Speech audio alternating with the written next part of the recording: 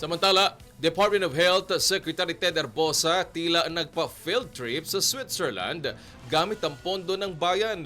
Umaabante sa balita sa eksklusibong balita si Abante reporter Isaiah Mirafuentes. Isaiah. Yes, Wedge, no, sa idilabas nga noon na kautusan ni Pangulong Marcos Jr. nang dahil sa krisis, pinalilimitahan niya ang biyahe ng mga opisyal ng gobyerno. Pero si Health Secretary Ted Herbosa tila binaliwala ito. Sa dokumentong nakuha ng Abante Wedge, nagkaroon ng travel papuntang Geneva at Switzerland si Herbosa ngayong buwan na isang official travel wedge. Pero tila naging field trip ito dahil 14 ang bitbit ni Herbosa. Kabilang sa kanyang mga isinama ay mga USEC, Director at Medical Officer, kasama na dito sina USEC Albert Domingo at Director Tina Marasigan ng Health Promotion Bureau.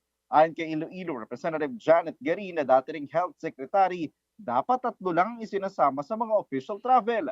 At ang malala, umabot sa 5.26 million pesos ang nagasta para dito.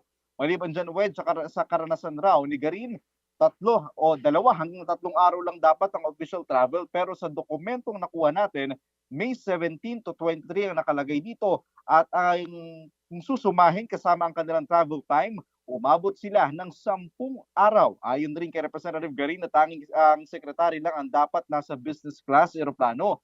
Pero kapansin-pansin sa dokumento na si Yusek Albert Domingo mula sa economy class ay na-upgrade sa business class. Ayon kay Garin, si Herbosa ang may tuturing na may highest number of travels sa lahat na naging kalihim ng Department of Health.